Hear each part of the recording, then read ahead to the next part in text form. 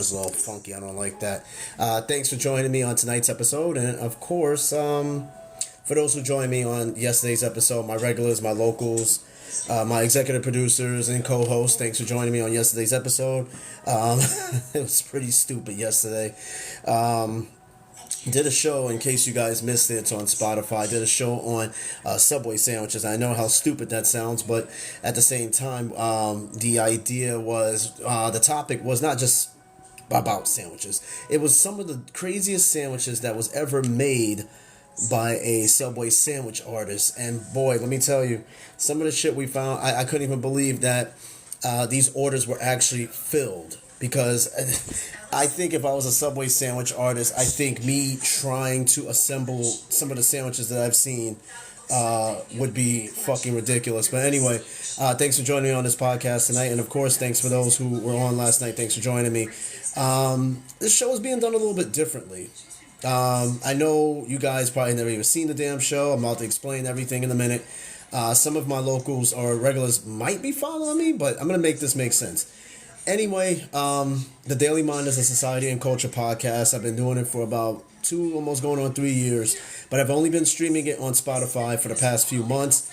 I'm here in Korea now. I was just stationed out in Tennessee, Fort Campbell, whatever.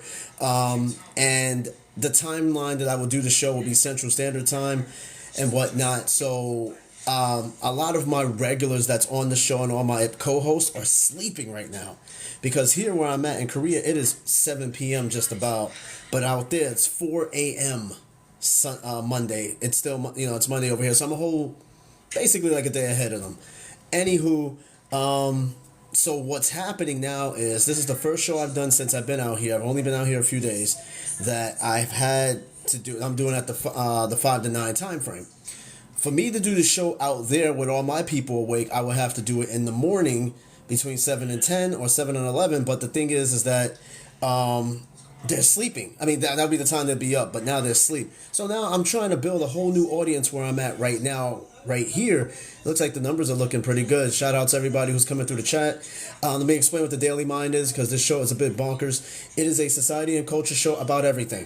Think of Seinfeld like it's a show about nothing, but it's a show about everything. And if you listen to the show on Spotify, you can look it up. Some of the most recent episodes will give you a general idea of how fucking ridiculous this show could potentially get if I had all my regulars and everything on there. They're all asleep, tucked in bed. So this is going to be new.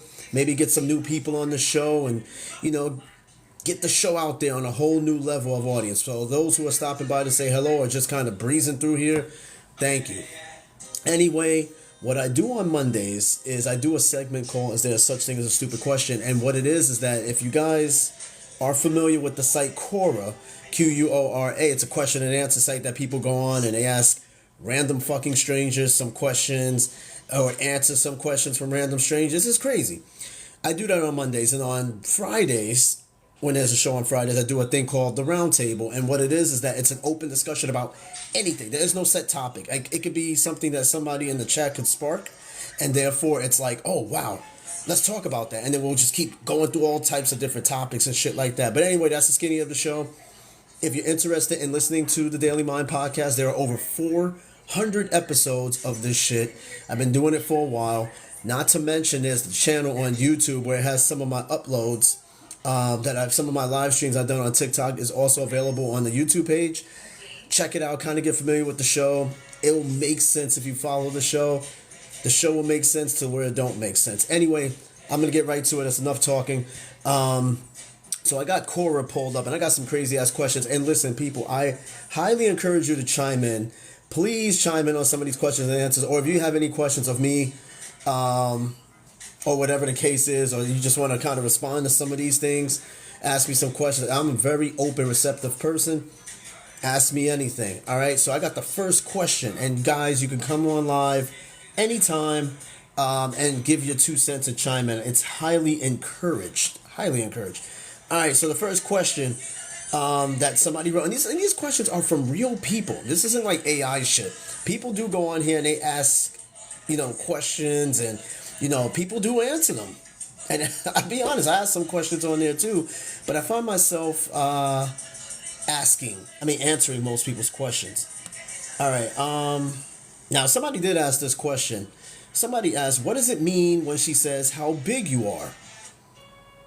I mean, it means what it means. I mean, I don't know how big. Like, if a woman asks you how big you are, guys, how would you take that? Now, that could be in any aspect how big you are, but let's be for real.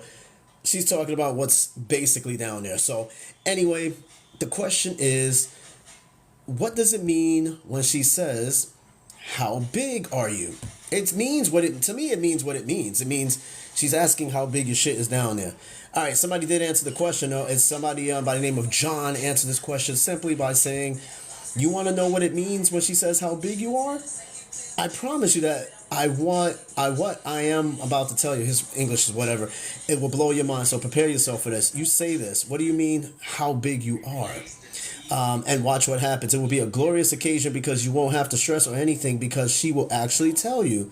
Come on, guys, stop overthinking shit. I feel like this one shit, blah, blah, blah, blah, blah. I mean, come on, guys. He's right. There's no sense of you overthinking this. It's very simple. If she asks how big you are, and you can answer however you want. I mean, you can lie if you want. Yeah, I think that was definitely a stupid question. All right, next question is, what are some of the advantages of having two wives? I wouldn't know because I only have one fucking wife. But in some religions and cultures and customs, there are people that have more than one wife. All right, so that question again, and please, people in the chat, please feel free to chime in. I am all about open interaction, especially since I started the show on TikTok. It just makes for a better show. Chico, I can't believe it. I got a familiar face. I forgot you can actually watch this show at the time. Chico is one of my regulars on the show. Like I was telling the audience that this is different because all of my original co-hosts and everybody is sleeping right now. It's 4 a.m. and they're all knocked the fuck out like children. So it's cool to see you on here. As you can tell, I'm out here. So yeah, you can feel free to chime in anytime. Yes, yes. I'm going to be out here for a few days before I have to go where I need to go. You already know the situation. All right, so the question is, what are some of the advantages of having two wives? Double the pussy and quadruple the titties. I don't know. That is the advantage of having two wives, but I mean, two different personalities, two different styles of food, or two different experiences, and there's advantages, but there are also a lot of disadvantages. Like I've done a show on swingers and like somewhat polygamy, and it works for some, but there has to come a point where I think having two wives will become a problem because what if you're attached to one wife more than the other wife? There's got to be some sort of a boundary or something when it comes to this. But I don't know. I think I'm cool with just having one wife. I don't think having two, again, that's some cultures, that's some religions. I ain't knocking it. But for those here, in America, whatever, it's different. All right, Chico, you said, I know a few swingers. Ooh. Wait a minute. Are you talking about where you are right now, or you talking back home, or in general? Ooh, I'm about to say, man, you just got out there and you already know some swingers. Oh, hell no. Oh, man. Believe it or not, I know some swingers too. Of course, they're all in the military, so yeah. Oh, of course.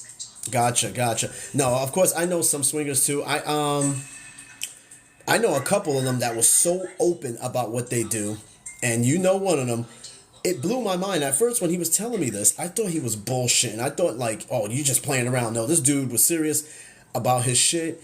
No shame or nothing. I was like, I mean, it works for some people, but again, it's not my cup of tea. However, though, if it works for some, it works for some, but I ain't doing it. Yep, your favorite person. Yep. He needs to be back on this show, too. It's going to be even more difficult getting him on the show with this time frame. But on the weekends, though, I can do the show where everybody that we know can be on the show, but I will have to do it between 7 and 10 a.m. so that it matches up with the 5 to 9 back there. So even though they're a day behind, but you get it. But yeah, your favorite person is definitely one of them, and he was just all about it. And he was like, you got to try it someday. I'm like, brother, I'm not trying that. Even if I presented that idea to my wife, she would smack the entire living shit out of me, even if I presented that idea. But yeah. All right, next question is up right now. Have you ever caught your neighbor doing something? Yeah, he said, Chico said, trust me, he told me the stories. Oh, yeah. The dude is an encyclopedia worth of swinger stories. It's amazing. All right, so the question is, people, have you ever caught your neighbor doing something? Now, it doesn't say in exactly what context. I guess in this case, it's sex. You know, maybe you might have that neighbor that's a swinger that just sneaks people in and out of the house, or just, I don't know, mowing the grass naked or some shit. Something stupid and weird. So the question is, have you ever caught your neighbor doing something? All right, Chico, you said yes, you caught your neighbor doing something. Care, do tell. Please share that. I got a story by a guy named Bob. Bob says, he says, I was living in an apartment and I could hear this squeaky sound that you get when you slide around in the bathtub. I went to my bathroom and there was moaning and grunting and water pouring out of my light socket and bathroom fan. God damn. I really didn't want to spoil anyone's fun, but when my lights burst, I figured someone could get electrocuted or start a fire. I grabbed a broom and banged on the ceiling, then wrote a note describing the water running into my bathroom and the light bursting, but neglected to mention the sounds I had heard and slid under the door. I didn't want to embarrass anyone. He said they were pleasing themselves. Oh, okay, well, shit, let them be. Listen, let them be. But he said, as I was walking away, a girl in a towel called me back. She wasn't embarrassed at all and was mad as heck that I had pounded on their floor, disturbing them at a crucial time. So let me get this straight. They're sitting there making all that noise causing water leaks. And she's mad at the dude who is making the complaint. Like, oh, yo, you're fucking with our shit. Just let us be. That to me is wild. If you're fucking to the point where you got water leaking from the ceiling, dude's doing it right. Or she's doing something right. They're both doing something right. I've never had that happen. In fact, I remember one time, my wife and I, we were at a hotel, and of course we were doing our due, and the fire department came, and apparently I think we set off the fire alarm. I'm not making this up. We set off the fire alarm, no smoke or whatever. I mean, maybe it just got hot in the room. I don't know, but they came knocking at our door. We were butt naked. Of course, we covered ourselves behind the door and whatnot, but we thought that was just the funniest shit. Like, we set off the fire alarm. I can't make this up. Even to this day, when we think about this story, we basically just start busting out laughing because it was pretty good. I ain't gonna lie. It could start a fire or two. I ain't gonna lie to you. But, yeah, I don't think I've caught my neighbor doing anything weird. But then again, some people, you gotta be stalking your neighbors half the time to really be catching what they're doing. Some people just religiously look out their blinds and bend them up just to see if their neighbors are doing something. But every block has that one neighbor that be doing some really crazy, weird shit. And half the time it don't even have to be sexual. It's just overall something stupid that they're doing. So, yeah, I haven't caught my neighbor do anything yet. I think the strangest thing I've seen from a neighbor, this was in Alaska, where they had pink flamingos in front of their house, and they used to leave their door unlocked. Yes, people, especially in the military, you already know, like, who the fuck has a flamingo as a yard ornament in Alaska? Come on. So, yeah. Yes, Chico, hey, thanks for stopping by. I'm enjoying my time as much as I can. You know, I can't go off post anything. I just started in processing today. I'm doing the best I can. So, yeah, I'll keep you posted. I'm not going to be here too long. I'll be leaving on Friday to go to my actual duty station, but maybe I might run into you out here at some point. This place is so big. Like, it's like a city here. But anyway, I'll see you later. I'll catch up to you. Maybe run into you. All right, so, yeah. All right, next question I got. Good luck. It's easy. I know it'll be. The in processing here don't seem too sophisticated or complicated and whatnot, which should be done by Thursday and out of here by Friday. So, like I said, hopefully I'll see you by that time. All right, so next question I got here. Let me see. I'm trying to find another question. Has your mother ever walked in on you at an inappropriate time? For me, no. I don't think I've ever had anybody walk in on me at any weird particular time, whether I'm doing something by myself or with my wife. No, I don't think I've ever had, especially my parents. No, I never had that happen, but I can only imagine some of you may have had that shit happen to you maybe once or twice. So, Let's see. The question is again: have your mother ever walked in on you at an inappropriate time? This person by the name of Hudson it did answer the question, saying we had a close call where she came home earlier than she was supposed to. The way my girlfriend rolled off my bed and hit the floor was hard to keep a straight face and not laugh. We don't get to have much sex in the houses. Her SUV and my trucks does just fine, and we better be able to do this quick. Have if we have lucky 15-20 minutes to make something happen. I mean, look, at the same time, hey, you get caught, you get caught. You know what I mean? It is what it is. Like I said, I've never had anybody walking on me at an inappropriate time. Have some of you who's been coming in on the chat, have you ever had somebody walking on you while you're having sex? If so, tell your story below or jump on live. All right, if you're joining me right now on the show, this is the Daily Mind Podcast, Society and Culture Podcast, talk about everything. Tonight, we're talking stupid questions. I'm on Quora right now reading over some crazy, dumb questions and answers. That was just one of them. Some of these answers, some of these questions that I read are not necessarily stupid, but some of them are questionably stupid. All right, next question I got here. Let me see. Okay, this next question. Again, I've come across this question quite a bit. My husband insists on sharing me with his friends. It's getting out of hand. I really love him. What should I do? Wow. That's crazy. I mean, if you're out there sharing your wife out there and you're whoring her out and she doesn't feel comfortable, I think you should probably stop. This is crazy. I mean, like I said, there's some couples that's down for that shit, but there's people that's just like, no. I mean, I'm pretty sure everybody, husband, wife, whatever, man, woman, all have some crazy fantasy that they want to fulfill, right? Nothing wrong with having fantasies, but it has to be to where both parties are comfortable in said fantasy. So again, this question is, people, if you're just joining, this is on my podcast. I'm going over some crazy questions and answers from Quora, and the question is right now: my husband insists on sharing me with his friends. It's getting out of hand. I really love him. What should I do? Well, if I were you, I would simply tell him, like, I'm not comfortable with it. I don't want to do it.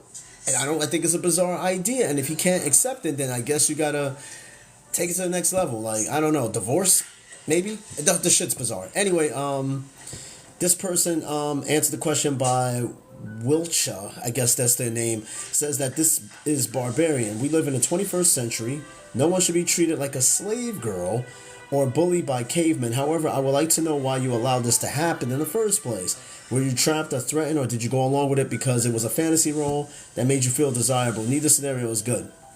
And this is a good point. It did sound like this person, the wife was down for it for a bit, and then all of a sudden they were just like, I'm tired of it. Yeah, it says getting out of hand. So, I guess she tried a couple of his friends, but it's just like tired of it. Let me ask you guys something. Are you up for sharing your wife out to your friends? I mean, that shit to me is crazy. I know somebody passing by on the chat below is into that freaky shit, polygamy and swinging and shit like that. If you are, I'm not shaming you. I'm not lifestyle shaming you at all. That's just your thing, but I'm not doing that. That's just not me. Different strokes for different folks, for sure. All right, next question is, have you ever picked up a hitchhiker, and was there a good or bad outcome? I ain't picking up no fucking hitchhiker. I'm sorry, I'm not doing that. I'm going to tell you right now.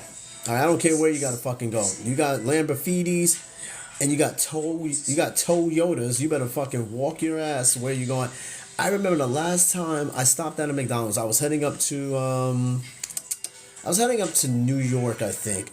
I was heading to North Carolina, me and my wife, and we stopped at a McDonald's along the way, and there was a guy standing out there just asking people if they were going in the direction that he was going. And he was like, hey, are you going in this such and such direction? I was like, no, I'm going the opposite way. I will never under any circumstance pick up a hitchhiker. I'm sorry. I don't know. I know there are some people out there that is really, really hurting to get somewhere, or there's circumstances.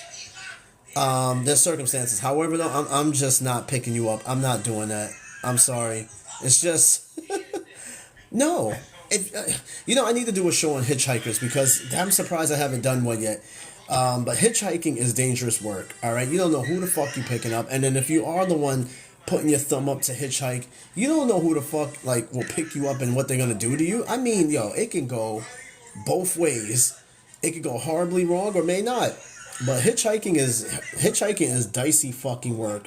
So somebody did answer this question. A guy by the name of Jeff, right? Okay, this is not a long story. I tend not to read really elongated stories because to me that's just too much to read. But anyway, a guy by the name of Jeff did answer this question, picking up a hitchhiker. Jeff says that he picked up a young woman hitchhiking to Houston from San Antonio.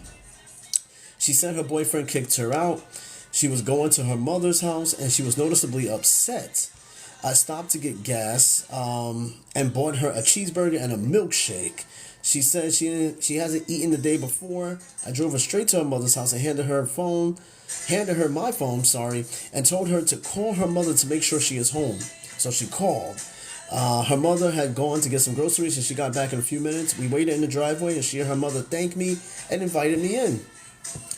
That's a feel-good story, but how often is that outcome where you're going to pick up someone? Again, it's 50-50. If you're the one hitchhiking, you might get murked by the driver picking you up. And if you're the driver picking up the hitchhiker may murk you. It can go either way. But I ain't picking up no hitchhiker. I'm sorry. I'm human. I get it. They are too. And not doing that. All right, so next question. I think I read that one before. Let me see. Not too many crazy questions there, but I'm going to do my best to find something a little entertaining. Let's see what we got here. All right, this is an interesting question. Why would anyone want to live in a trailer park? You know, I don't think really a lot of people want to live in a trailer park. They just don't have a choice because it beats living on the fucking street, right? So the question is, why would anyone want to live in a trailer park? So I think somebody did answer the question, but the guy by the name of Steve answered the question by saying that he worked for UPS for a bit, did package deliveries to trailer parks. They were the best mannered, most polite people in town and never had any safety concerns. The premises could look really trashy on the surface, sure, and the owners would often be standing there smoking a cigarette on the porch, and yes, I've seen a few Dixie flags, but I never got shot, bit, stabbed, or assaulted, not once. Most people came to the door to at least acknowledge my existence, which can be surprisingly rare in wealthier neighborhoods. Because one thing about trailer parks, they are very close-knit. There is no doubt about it, right? And a lot of these people, they may have came from money, right? But they just choose to just live the trailer park life. It's simple. That's it. Like I said, not everybody that lives in the trailer park is poor. And not everybody that lives in the trailer park was born poor. Life does have unfortunate circumstances and unforeseen circumstances to where, they ended up in the trailer park. They didn't have a choice. It was either that or just be homeless. If I had a choice between going to a trailer park and being homeless, I'm going to a trailer park. It's survival of the fittest. All right, so next question I got here. And again, people, if you're passing by, say hello. Shout out to Natasha. I guess you're like my only guest right now. Again, this is, I normally don't do the show at this time. This is like an experimental thing. So share the live, try to get more people. If I can get more people to watch the show at this time, I'd be more than willing to do this show more at this time. And then of course on the weekends, just do the show, in the mornings to appease, my normal guest and co-host. Cause I have on this show 3 executive producers and 3 co-hosts, actually 4 of them. And they're all asleep right now in the US. So this is why it's the only person I've seen that popped up was one person, but I know them and they're out here, so not really much of a coincidence. Anyway, next question. And again, people, if you're not familiar with the Daily Mind podcast, each episode is at least an hour long. It's not a long show. It used to be 30 minutes, but now that it's on TikTok, it is it's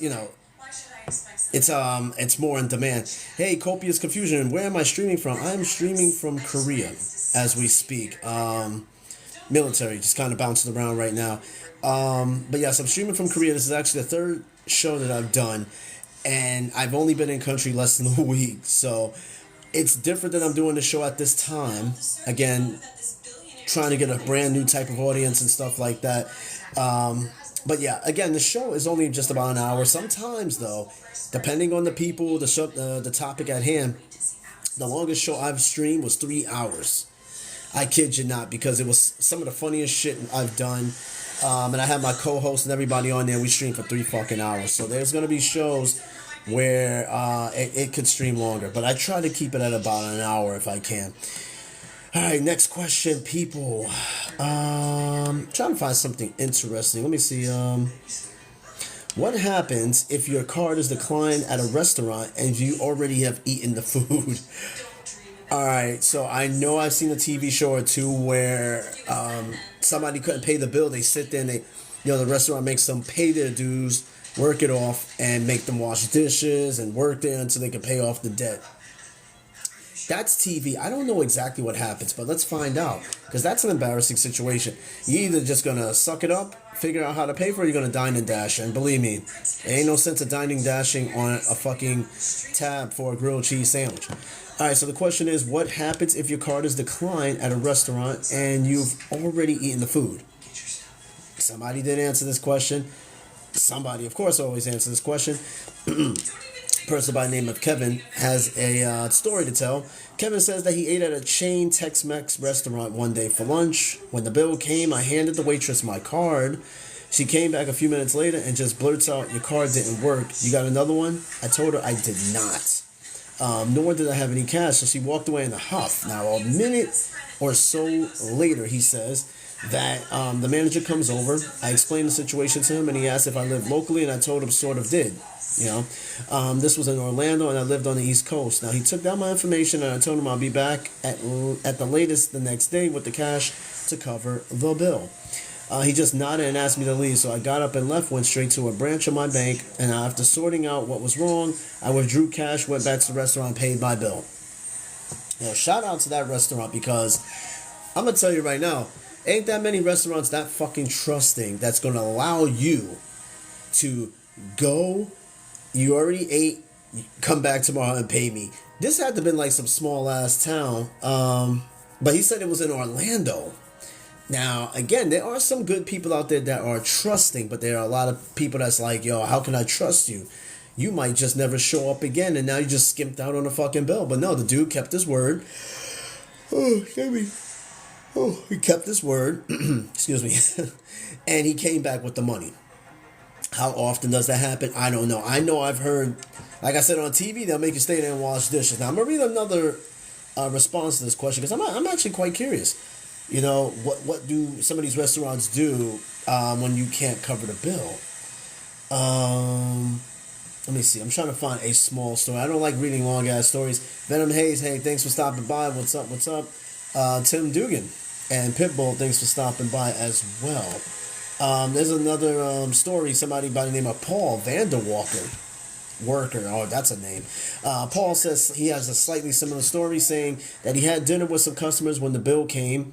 He tried to use a $100 bill to pay for the meal after dining. Waiters stated that they did not take $100 bills. Small signs stating such nowhere near the entrance.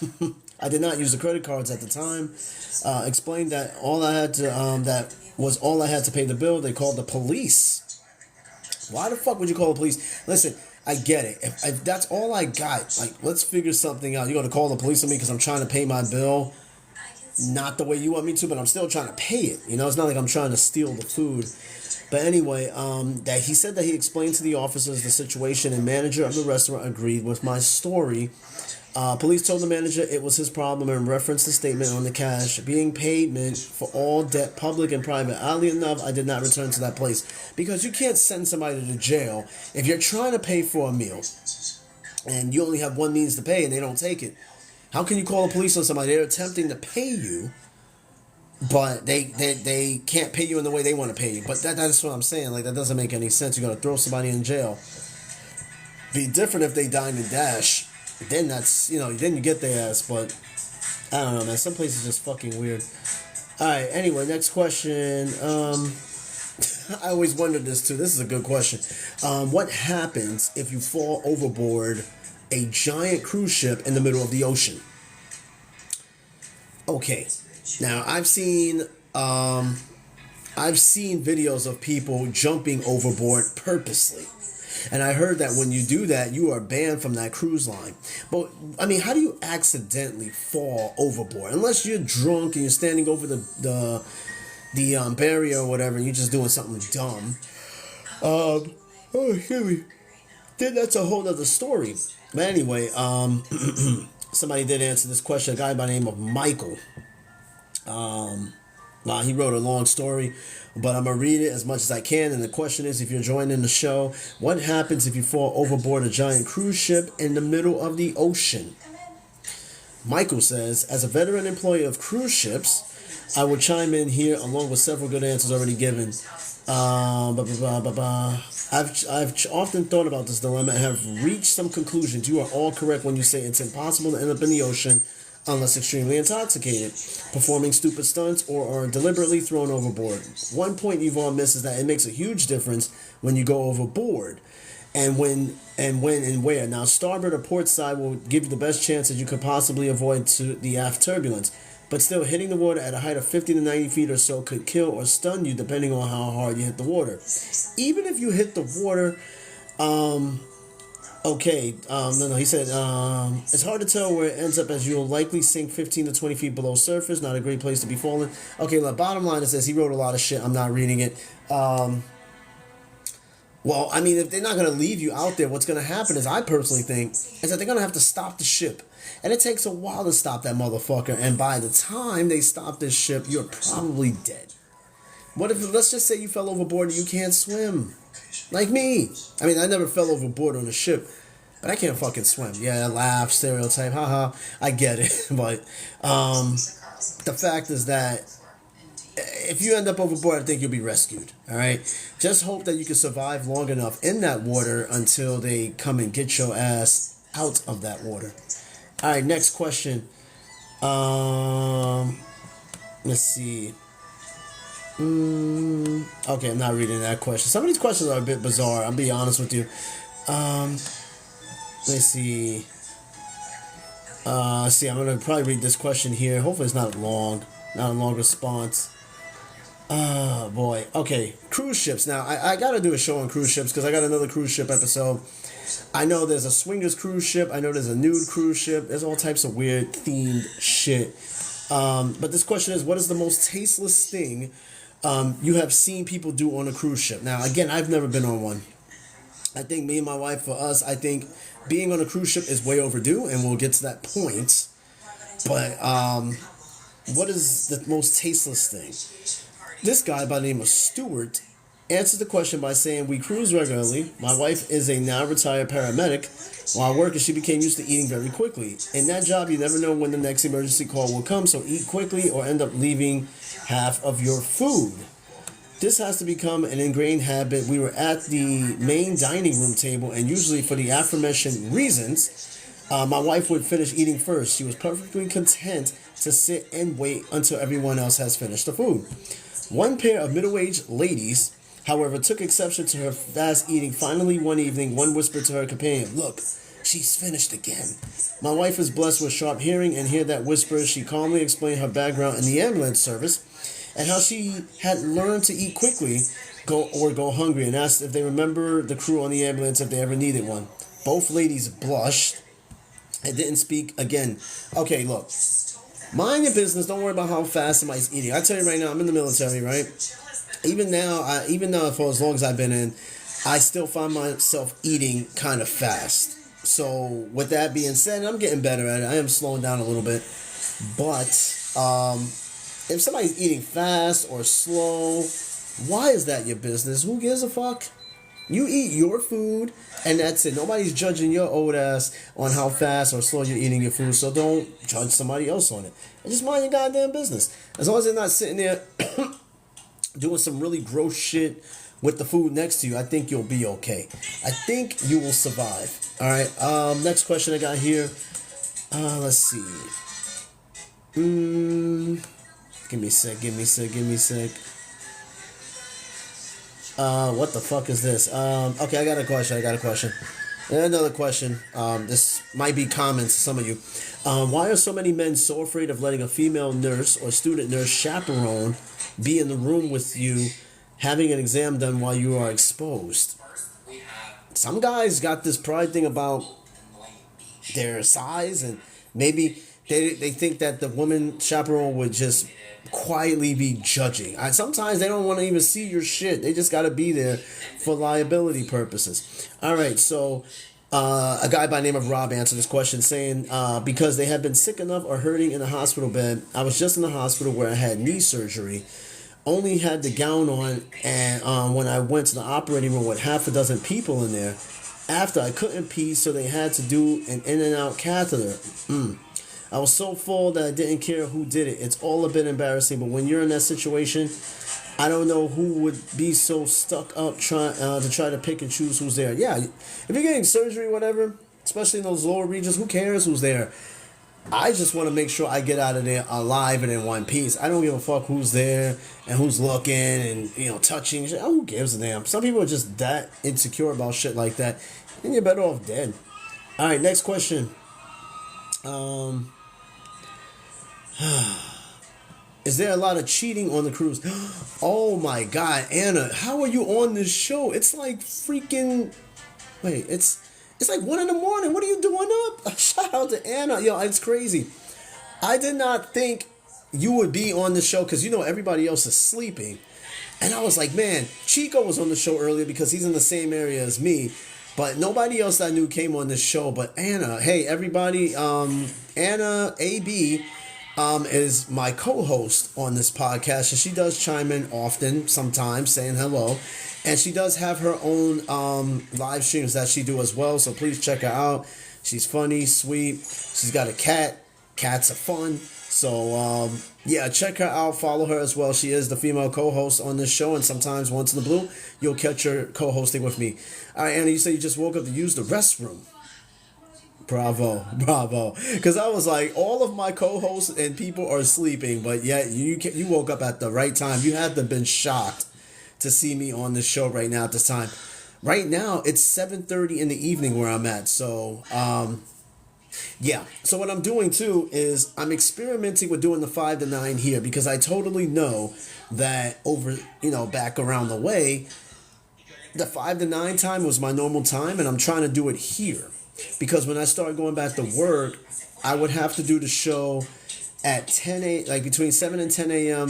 Korean time to match up with the 5 to 9 that I normally do in Tennessee. You know what I mean? So this helps with a brand new audience too. Doing it at this time, 5 to 9. It's unfortunate I can't get my regulars. I got you though, but it is what it is. It helps to also expand the show and diversify the audience. But okay, you said it's 2:30 over where you are now. Do you have to wake up in the morning? Likely so. I'm in processing, so I'm kind of sort of working right now. Got to be back up in the morning early. But it's just cool to see. I was like, oh shit, look who popped up on the show. Oh, you got to be up at 6. Well, good night. No. So you got a few more hours to kind of go to sleep and stuff like that. That's what's up. I got to wake up around the same time too, but it's 7:33. I got a little bit of time to play around with. I'm going to have some dinner after this and then take a shower and then, just settle. The sleep... My sleep pattern is getting a little better out here. The jet lag is wore off somewhat fairly fast because I had to fight myself to go to sleep at a particular time frame to get used to getting up early in the morning here too. So it's getting a little better. It's getting better. And of course I do appreciate the likes. I wasn't getting too many in the beginning, but I have a lot of people come in, so that's good. You know what I mean? I'm trying to get an audience for the 5 to 9 here, and while still locking in my audience back in Tennessee and New York, where I think more than likely they'll see me on the weekend shows. And the next show I think I have is on Friday, tentatively. That's always to be determined. You said it's pretty dark there already. It's funny. It didn't, the last little pitch of daylight was around 6:30, so the daylight is gaining out here. It is gaining. So, yeah. But it's dark now, though. It's dark. It was raining and snowing today, and it snowed just a little trace on the grass and whatnot. But man, I was like, what the fuck? It's really snowing right now. It's almost like I never left Tennessee. All right, so next question I got here is there a lot of cheating on a cruise? Oh fuck yeah, absolutely. Look, I've never been on a cruise, but I'm pretty sure there's a lot of cheating on a cruise. All right, let me see. I got an answer. A guy by the name of John. Thanks for the heart, Anna. Damn, you are such a lifesaver. Thank you so much for the likes. You see, when you got on here, I have one like, one like. I'm dealing with a whole nother type of audience here because this is a whole different place and time frame, and yeah, it takes some getting used to. But I like it. I like the challenge of being able to try to gain more people, diversify, if you will. For a second, I thought that was Mahal. I was like, ain't no way he's on the show at this time. Because where he's at, it's got to be, I think it's like 5 in the morning. Because if it's 2:30 around where you are, he's in New York. So it's like 5:30 in the morning. So the question is, people, again, is there a lot of cheating on the cruise? John says, your question you ask is if there's a lot of cheating on a cruise. The answer to that is yes. All right, Anna, real quick, you said, have you done research on the current events there? Are you talking about here in Korea or you're talking about in New York? Because I'm a news head. I'm always like researching and looking up what's going on around the world. As of right now, I know there was like on current events there in Korea for the show. Oh no, not yet. I haven't really been able to explore. I'm kind of restricted just to post right now because I'm in processing. It's just a rule that they have.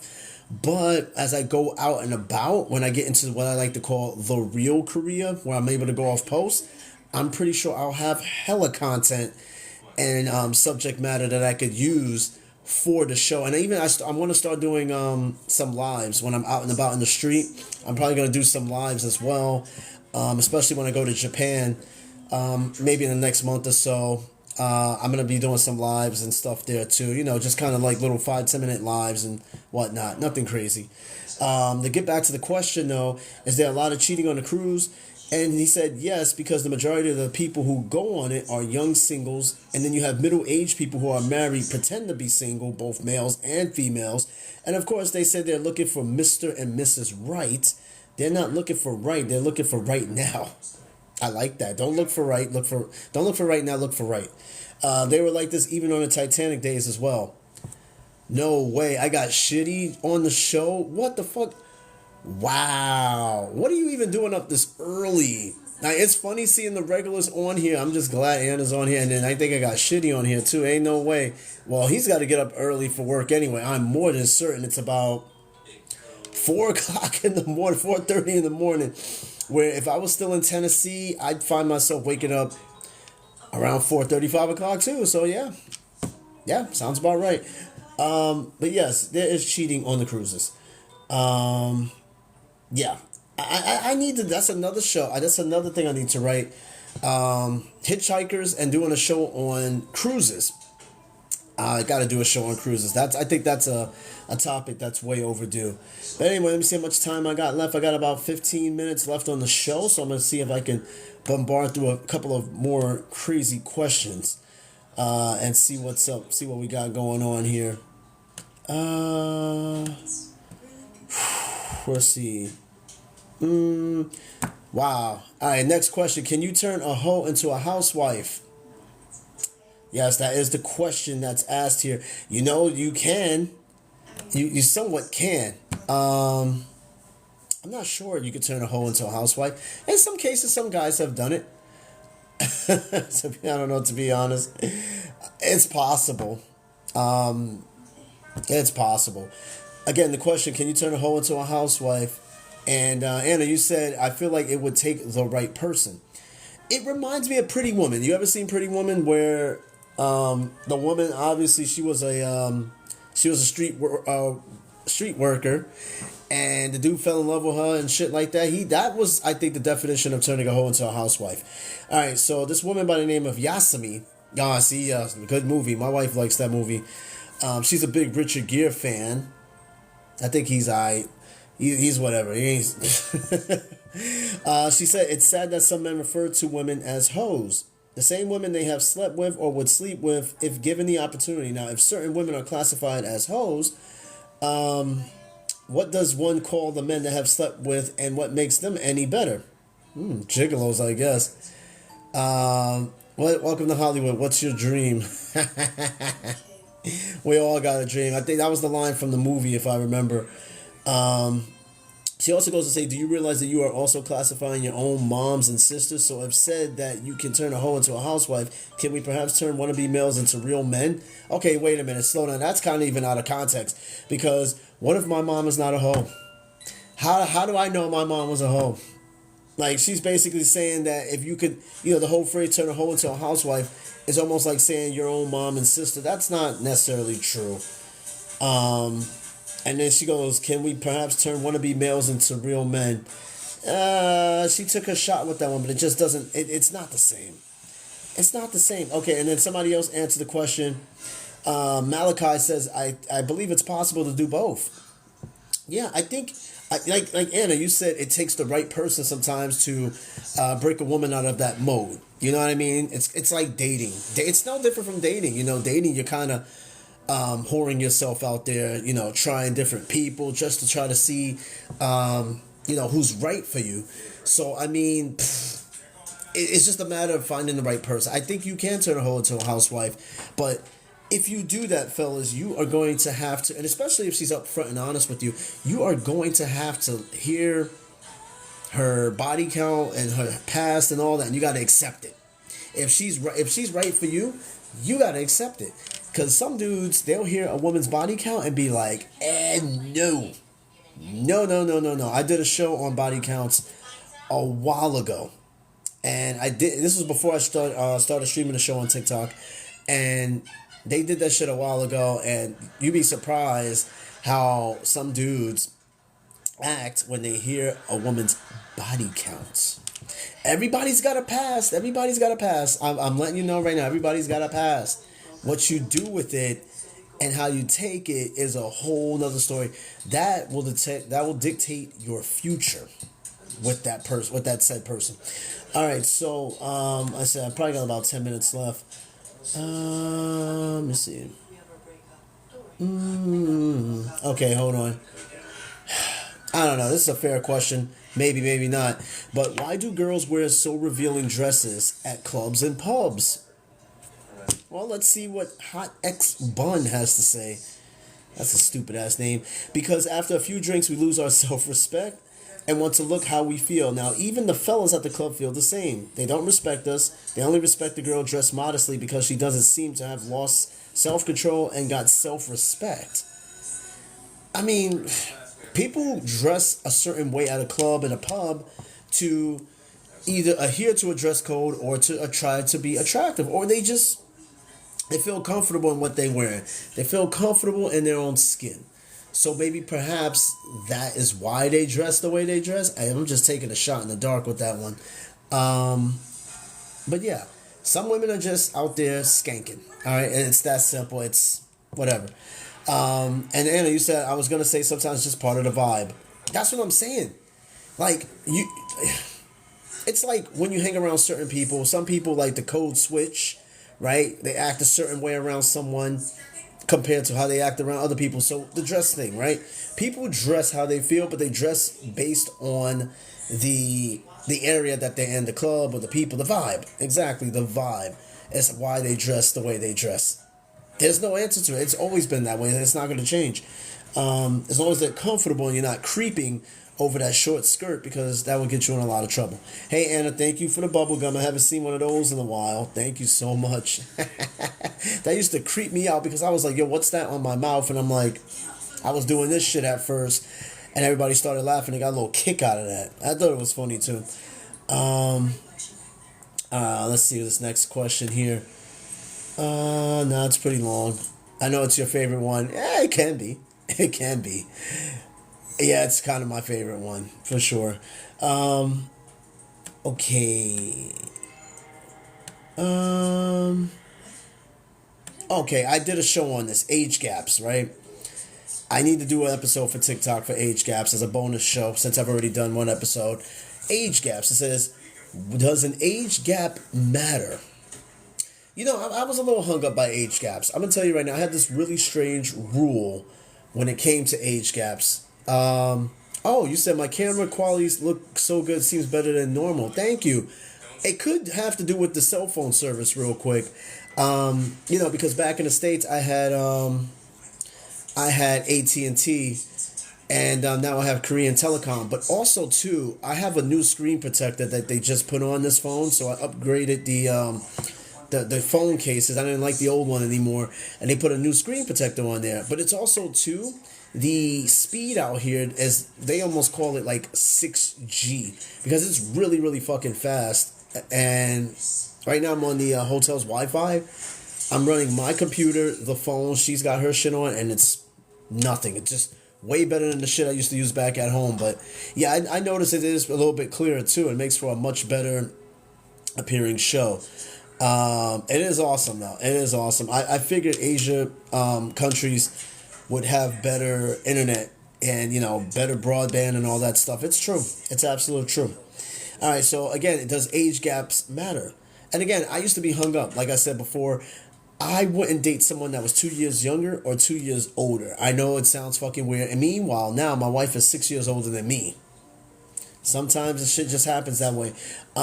Age gaps, they matter in some aspect. Like a 20-year-old with a 14-year-old, I think that's a terrible age gap.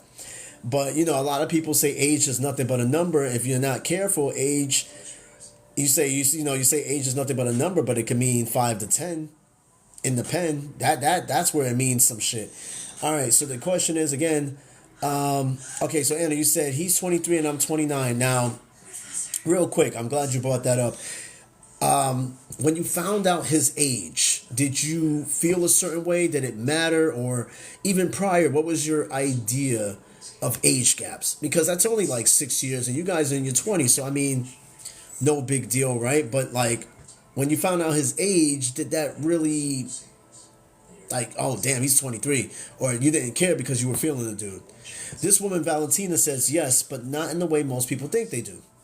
Anna, you said yes. I was like, he's young, but he's pretty mature and old school. Yeah, sometimes like I think in that aspect, age could be nothing but a number, because even young people, a lot of people will say they're super immature and shit like that, but they're super, you know, they could be mature, smart, articulate, funny, all that shit. But again, it depends. Everybody's a little bit different when it comes to age group. All right, so Valentina said there's nothing wrong if a person dates someone who is 10 or even 20 years older or younger than them, as long as they're both consenting adults. So I know this thing where people are like, oh, why is a 30-year-old man with an 18-year-old woman? You know, she's still a baby, or he has predatory vibes. Possibly do. I don't know the background of some of these people, but the idea is that he's 30, she's 18, they're consenting adults. No matter how crazy that shit sound, they're consenting adults. All right, Andy said, don't get me wrong, there are points where I feel like he could be more mature, but it's all good. Listen, there's points where my wife wants me to just be mature, but that's just the nature of shit. And again, it's some points where you have to mature up. Like, there's some, like, serious things. You know, you can't be immature all the time. You know, me, I'm immature all the time, but I know how to be serious, though. So I totally get where you're going with that. And don't worry. He might think the same thing about you as well, though, believe it or not. Like, you know, there's some points where you're immature or whatever the case. We all like that. I know there's points where my wife, she's immature, and sometimes it annoys the fuck out of me, and sometimes it's cute. But there's a time and place for immaturity. See? There you go. Back to Valentina, she says, but then again, the age gap matters because it suggests that you have differences that might pull you apart. Energy levels, lifestyles, priorities, health, and social perceptions are just a few of them. That said, there's no need to mind the gap when searching for a partner, but make sure to consider it when dating someone else. Now, again, that's a big one. Is, for example, right, a 45-year-old man with a 21-year-old woman, right? Now, the 40-year-old man has already lived a half a lifetime with double the experience that the 21-year-old female may have. So people might be like, well, what the fuck? What does she know? What can she possibly know? You know, she's only 21 and shit like that. But for a guy in his 40s, you know, that's just, I always heard it like, oh, you know, they date younger because, you know, they don't want somebody their age. And then some women up there in that age frame, they're like, oh, you know, he's just dating her so he can manipulate her because she's young and all this shit. And Everybody has their reasons for shit. Some older guys like younger women because it keeps them alive, keeps them fresh, or they just want more kids. Maybe they might want more kids. And if you're like 55 years old, if you're a 55-year-old guy, and you're not gonna have a kid with another 55-year-old woman. So if you're still in the market for kids, even at that age, you're gonna have to lower your numbers a little bit to something where there's a chance where she's more fertile. Sure. But again, age gaps. I need to do a bonus show on age gaps because I think it makes for a good show.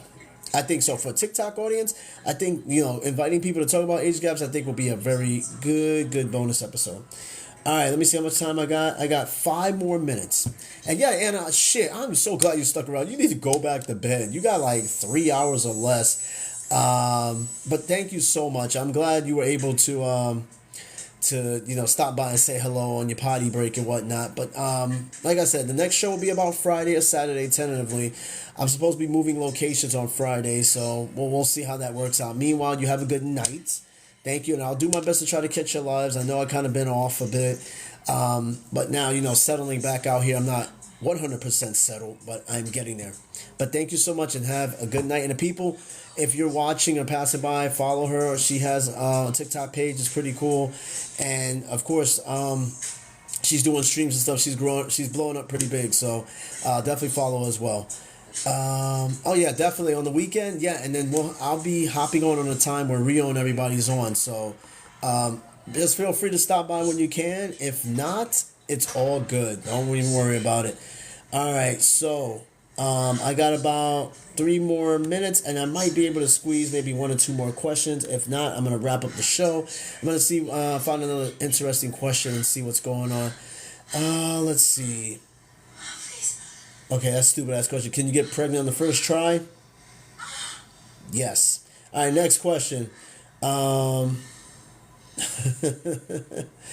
What is the strangest foreign object removed from a patient? Yo, I'm getting so much material that I need to write this shit down because I know I'm going to forget it for a show. But foreign objects found in a patient. We're talking like Hot Wheels cars and other things that don't belong in there. God. All right, so I got a story. This person by the name of Jimbo answers the question, and again, the question is, what is the strangest foreign object removed from a patient? Jimbo says, my daughter is a surgeon, so here's 2 of her stories. Please note that she tells me stories but never gives me a name, as that breaks HIPAA rules. First, a man came in with random stabbing pains in the stomach. They ran tests, everything is normal, finally took pictures of his insides, and they saw a small metal object like a needle inside of him. They opened them up and found the offending piece of metal. It was a wire from a brush used to clean a grill. The tiny wire was left on the grill. He grilled a steak, ate it, and swallowed the piece of wire. That made it to his small intestine. That went through the small intestine, was floating around inside his abdomen. The pain was caused by the wire stabbing him occasionally. Oh, people, when you clean your grill, you got to make sure that shit is clean, especially if you're using a steel wire brush, because those things do break off after some wear and tear. And the last thing you want to do is have metal inside your fucking food. That is dangerous shit. All right, next question.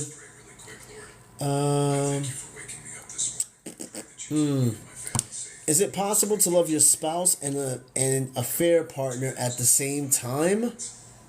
No. I don't think it's possible. I mean, it's possible, but it's very difficult because you got your spouse and your affair partner. You're going to fall for one of them eventually. You can't just... You're going to be in love with 2 people at the same time? No matter what, if you think you're in love with somebody... with 2 people at the same time, you're more than likely your feelings are going to move slightly towards one of them. It ain't going to be just an equal split love. I highly doubt that because you're dealing with 2 different level playing fields, 2 different personalities, 2 different sex, 2 different this, 2 different everything. It's going to be kind of difficult. But to answer that question again, Valentina says some people just have too much love to give away. So yes, it's possible to love your spouse and affair partner. That's dicey. I must say that's some pretty dicey shit. It's possible. Like I said, polygamy is on the rise apparently in the United States and other places too. Middle East has adopted the idea of polygamy for centuries. But in the United States, it's becoming more of a thing. I'm saying again, if it works for you, great. Different strokes for different folks. But honestly, nah. I'm with one person. I'm not going to sit there, love the affair person, and love my wife at the same time. It's just not possible. Because my wife can give a love that the affair person just can't do.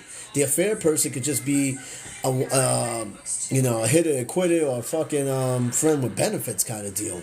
But never can really replace the love and all the other stuff that your spouse provides you. Anyway, I just hit a solid hour. Thank you so much, everybody. Anna, once again, thank you so much. Even waking up in the middle of the night to say hello and chime in on the topics at hand. Thank you so much. Chico, thanks for stopping by. Anna was the only co-host that managed to get on the show. Just completely by happenstance, that is. So I appreciate that. And everybody, thank you for passing by. And again, this is a very odd show because the time that I normally would do this 5 to 9 would normally be in Central Standard Time back home. This is the first show I've done here in Korea that is a 5 to 9 time frame. And I've seen some of the traffic that was coming in the middle, like in the beginning of the show towards the middle. It was flowing pretty good. So I got a good feeling about this time frame and being able to meet new people in this area and stuff like that. Of course, while still maintaining my original audience. All right, so hey, next show should be on Friday, tentatively. Same time frame out here, 5 to 9. And then on the weekends, it's going to be in the morning time out here. Between 7 and 10, so that it coincides with my executive producers and co-hosts back in America, so that they can join in on the show. And when they're on the show, it's a complete shit show of utter nonsense and sometimes racial epithets thrown out there here and there. It's a wild fucking show when these guys are on. But when it's just me like this, it's pretty tame. So if you came by to say hello on the show, thank you so much. Meanwhile, everybody have a great night. I'm done. All right, next show should be, if I'm looking at my little calendar here, it should be Friday. I'm looking at Friday. Now, however, though, sometimes in between, I might throw a bonus episode in between out of nowhere. Possibly. All right, that depends on how I feel, my mood and all that shit. I might throw a bonus in there. But an actual episode will be on Friday, tentatively, if not Saturday, and then I'll work around with it. All right, so everybody have a great night. We'll do this again next time, and thanks for joining the Daily Mind podcast. And I'll be sticking around in Korea for a while and, do some lives and stuff like that. I think Korea will make for great subject matter. I'm loving the country so far. A little bit cold, a little bit rainy, but get over it and, and immerse myself into it because I'm looking forward to it, all right? Everybody have a great evening, great day. And for my people out there in the Central Time Zone who's just now waking up, have a good day. Peace out, everybody. Later.